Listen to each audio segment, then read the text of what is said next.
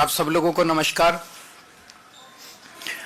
पिछले कई दिनों से मेरे पास तमाम दिल्ली भर से लोग आ रहे हैं। मैं भी दिल्ली में घूमता रहता हूं, लोगों से बात कर रहा हूं।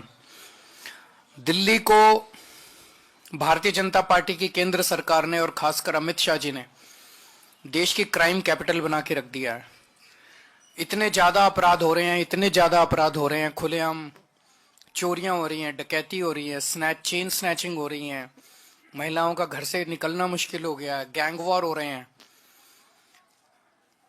लोग बहुत ज्यादा डरे हुए हैं, लोग अपने आप को बहुत ज्यादा असुरक्षित महसूस कर रहे हैं।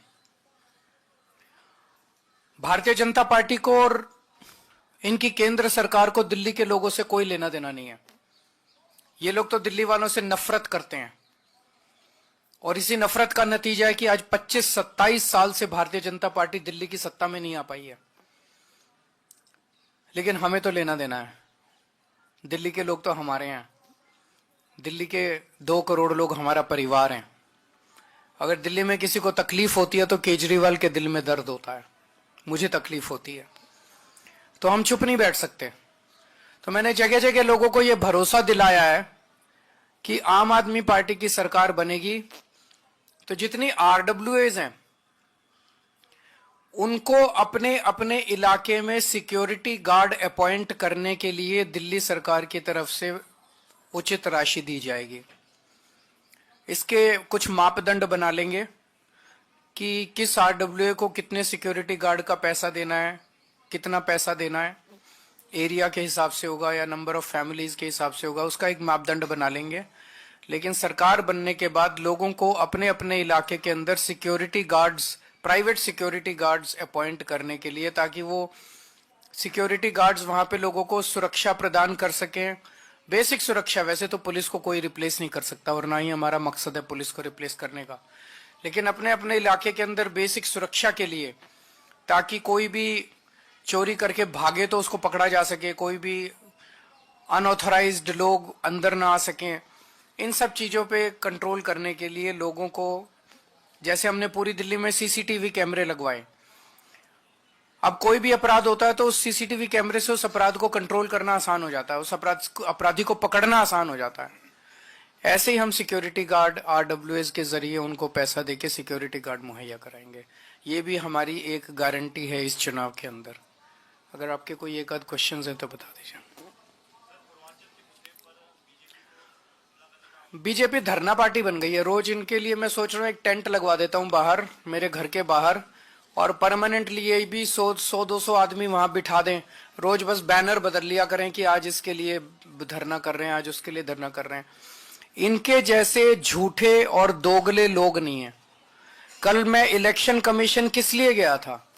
इलेक्शन कमीशन इसलिए गया था, इलेक्शन कमीशन से ये शिकायत करने कि रोहिंग्या का बहाना बना के पूरी दिल्ली के अंदर भारतीय जनता पार्टी पूर्वांचलियों के और दलितों के वोट कटवा रही है। ये खुद ही जेपी नड्डा साहब ने संसद के अंदर कबूल किया था कि हम पूर्वांचली और दलितों के वोट कटवा रहे हैं।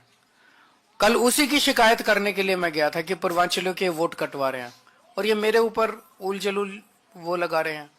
जितना काम आम आदमी पार्टी ने जितने एमएलए पूर्वांचल समाज से बनाए, आप देख लो जितनी टिकटें हम देते हैं और जितनी टिकटें ये देते हैं। पूर्वांचल से जितने लोग आते हैं वो कच्ची कॉलोनियों में रहते हैं। कच्ची कॉलोनियों के अंदर 2014 के पहले जीना मुश्किल था, नरक की जिंदगी थी, कीचड़ ही कीचड़ रहता था, कोई विकास नहीं था। सुप्रीम कोर्ट और केंद्र सरकार के ऑर्डर्स के मुताबिक वहां विकास नहीं हो सकता था। कच्ची कॉलोनियों में 90% से ज्यादा लोग पूर्वांचली रहते हैं। मैं भारतीय जनता पार्टी से पूछना चाहता हूं, 10 साल के अंदर आपने कच्ची कॉलोनियों के लिए क्या किया? एक भी सड़क बनवाई इन्होंने, एक भी गली बनवाई इन्होंने पूर्वांचल समाज के लिए, एक भी विकास का काम किया इन्होंने पूरी दिल्ली में? कच्ची, तो हमारे पास इतना पैसा था, इतनी पावर थी, कर देते। दिल्ली की सारी कच्ची कॉलोनियों में सड़कें बनवाई, गलियां बनवाई, सीसीटीवी कैमरे लगवाए, नालियां बनवाई, सीवर के कनेक्शन दिए, पानी की पाइपलाइन डलवाई, अस्पताल बनवाए, मोहल्ला क्लिनिक बनवाए, स्कूल बनवाए, उनको इज्जत और सम्मान की जिंदगी दी है मैंने।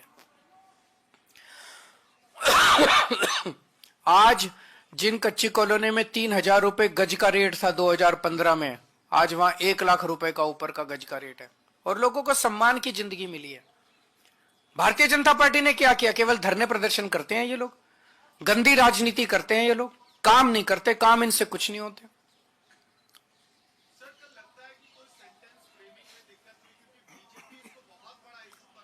बीजेपी के बनाने से इशू बनते नहीं है। बीजेपी के जितने इशू थे वो इनको उल्टे पड़ते जा रहे हैं। इन्होंने रोहिंग्या किया, अब ये कहते हैं टीवी वालों को फोन कर रोहिंग्या पे डिबेट मत कराना। फिर उन्होंने शीश महल उठाया, अब टीवी वालों को फोन करके शीश महल पे डिबेट मत कराना। जितने मुद्दे ये उठा रहे हैं वो इनको उल्टे पड़ रहे हैं। क्यों? क्योंकि इनके मुद्दे फर्जी हैं।